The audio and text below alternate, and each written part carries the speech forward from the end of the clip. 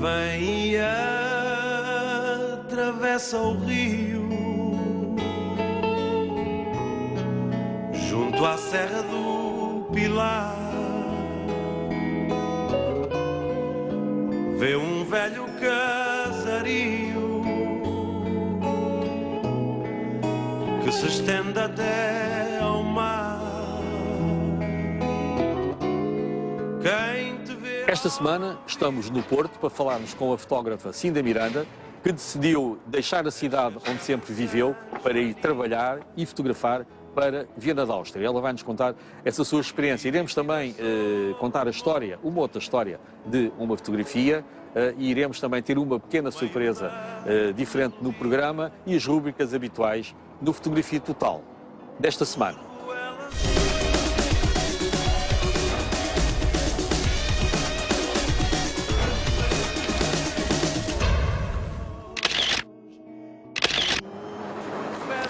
Adoro vir ao Porto e adoro fotografar o Porto.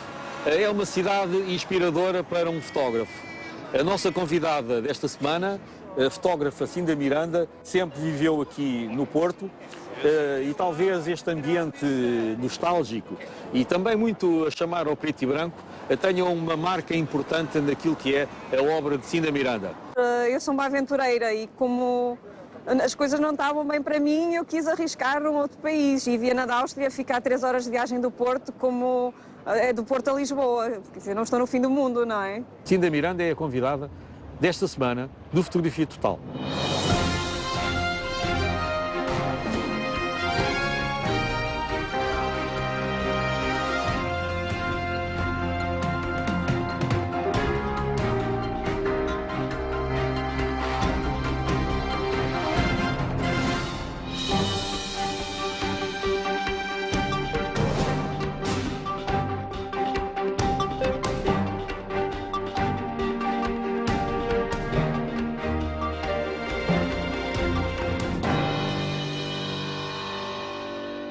Mas o que é importante realçar, para quem não conhece ainda muito bem a fotógrafa Cinda Miranda, que aliás já tinha sido convidada num Fotografia Total, é a sua personalidade forte como fotógrafo, o seu caminho muito pessoal, os seus ambientes que nos fazem lembrar, por vezes, imagens de fotógrafos americanos, como por exemplo Diane Arbus. Os seus retratos têm muito a ver com Diane Arbus, em ambientes muitas vezes quase inóspitos, figuras de nus, que são muito inspirados no ambiente do surrealismo.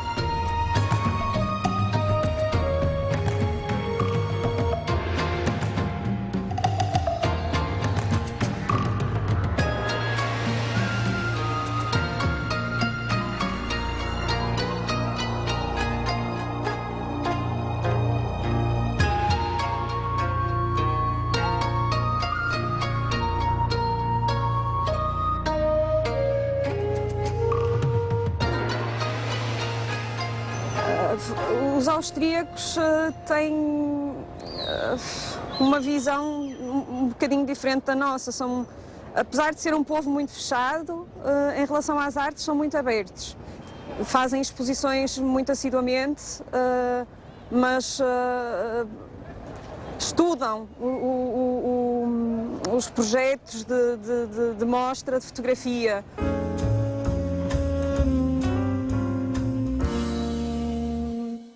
Agora de novo, aqui em Lisboa, também no Boa Ponte, para recordarmos uma sessão de fotografia que eu fiz em 1990, ao tempo, na casa de Agostina Bessa Luís, uma escritora que vive no Porto, junto à Foz.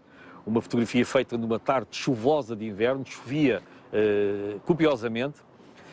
A luz era muito pouca na sua casa, utilizei um candeeiro que ela tinha na sala, numa entrevista que deu na altura para o Expresso à jornalista Clara Ferreira Alves.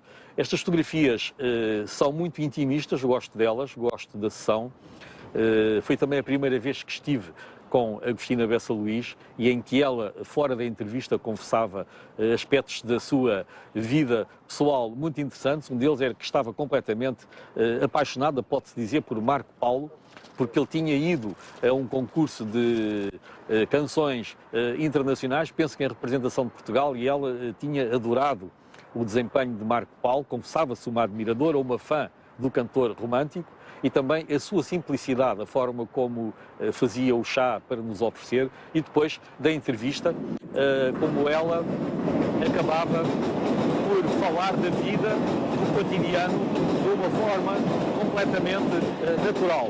Uma pessoa como as outras, mas com uma obra literária e uma capacidade intelectual completamente ao lado daquilo que é habitual considerarmos numa vida de alguém que está a pensar naquilo que é a literatura e com uma obra tão vasta como é a da Agostina Bessa Luís.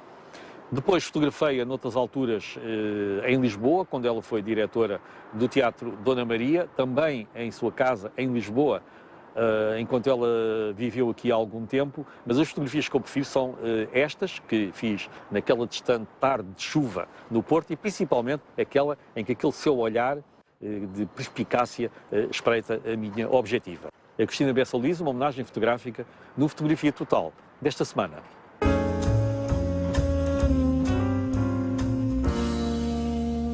O preto e branco que ela costuma utilizar é um preto e branco muito denso, muito dramático, e recordo sempre que quando vejo as imagens de Cinda Miranda, elas nos remetem para uma poesia gráfica, e isso é muito raro.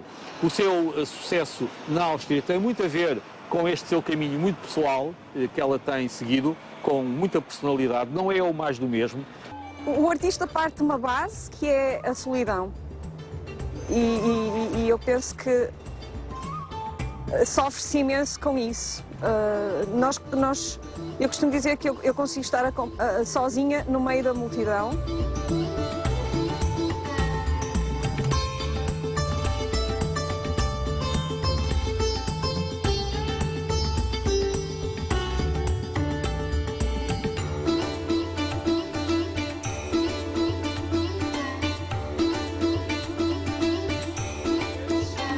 Eu costumo dizer que tenho enxaquecas criativas.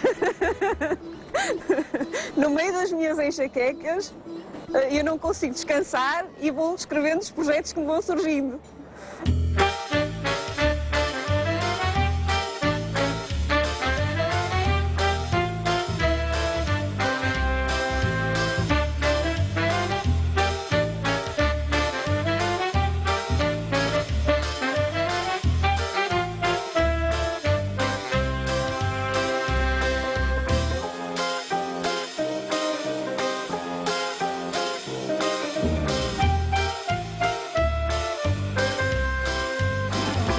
Descobrimos uma reportagem da revista Life, feita em 1940 por Bernard Hoffman, um conhecido fotojornalista americano, sobre Portugal. Portugal era, na altura, porque estávamos em plena guerra, uma porta de entrada na Europa, tal como hoje é também, de certa forma, uma porta de entrada na Europa, e esta reportagem mostra o Portugal de Salazar. Um Portugal com diferenças de classes sociais, os trabalhadores, a aristocracia, quem vivia no campo, quem vivia nas cidades, hábitos, a religião, a importância, por exemplo, da figura como o Cardeal Cerejeira na direção da Igreja Católica, e são fotografias que são também um grande convite à visita a Portugal. A célebre e já iconográfica imagem da Nazaré vista lá de cima, também a imagem do Porto, que nós hoje também vimos no início do programa, o Casario do Porto, também aquela paisagem do Douro, onde estão nas suas encostas as vinhas, não da ira, mas do vinho do Porto.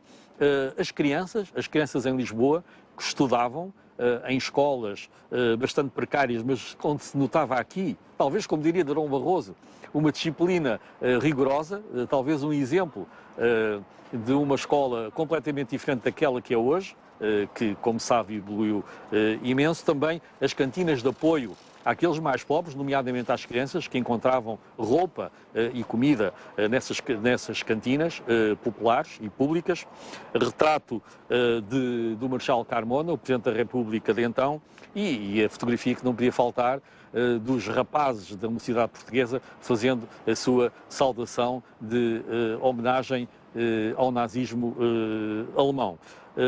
Também as incontornáveis imagens do fado, das fadistas que estavam famosas na altura, e depois os campinos ribatejanos, os burros, os carros clássicos, isto é, os coches e o castelo, como o Castelo de Guimarães. Uma reportagem muito interessante, tem inclusive aqui uma fotografia com uma história muito engraçada de uma varina, só com um chinelo no pé, porque na altura Salazar tinha proibido as pessoas andarem descalças em Lisboa, mas não era proibido se andassem só com um chinelo no pé. Então, muitas peixeiras que gostavam era de andar descalças para não serem multadas, acabavam por usar só um chinelo no pé. Talvez tenha vindo aqui até algumas canções populares. O Elevador da Bica, tal como o conhecemos hoje, e portanto é uma reportagem incrível, feita em médio formato, portanto nada de laicas.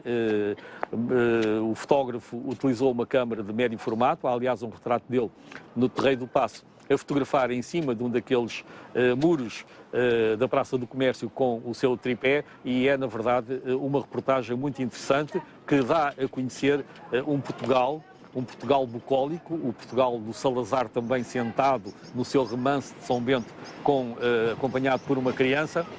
Tudo isso num país que era muito diferente do que é hoje, mas também muito semelhante, porque estamos precisamente neste sítio, que não foi escolhido por acaso, onde houve uma grande intervenção de Eduardo Pacheco, aqui assim na zona do Dá Fundo, onde foi construída a Marginal, e portanto tudo isto cheira ainda um bocadinho a Estado Novo. Revista Life, em 1940, uma grande reportagem sobre Portugal.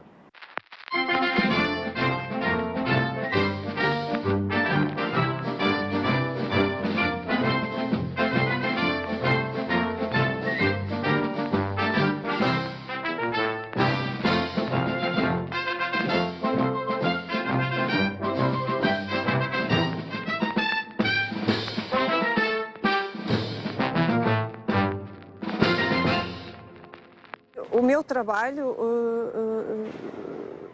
parte muito das minhas emoções, dos meus estados de espírito, da forma como sinto diariamente. Procuro a inspiração, não só nas enxaquecas criativas, mas na rua, nas pessoas, nas imagens, sei lá, num filme.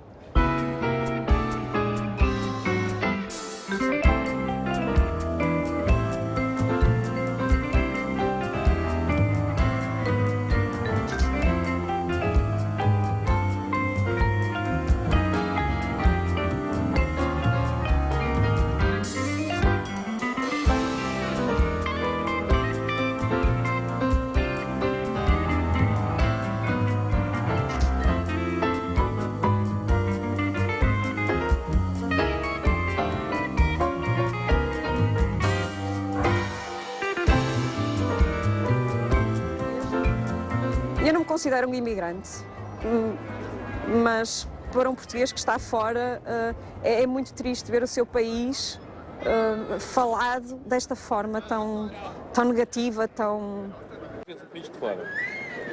E eu todos os dias vejo as notícias de Portugal na internet, nos jornais portugueses.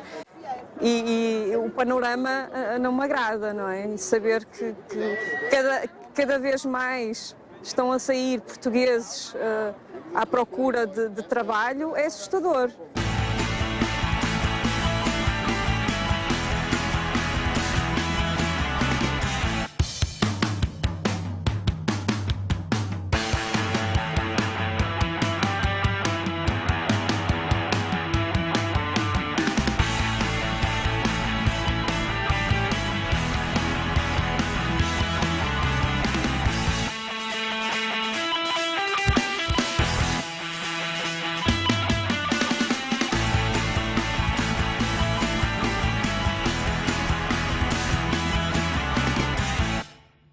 Vou continuar a fazer estes projetos arrojados, porque eles nascem destas, e eu espero que, por um lado, que as enxaquecas não sejam muito fortes, por outro, que se mantenham, porque a minha criatividade também vem daqui, portanto.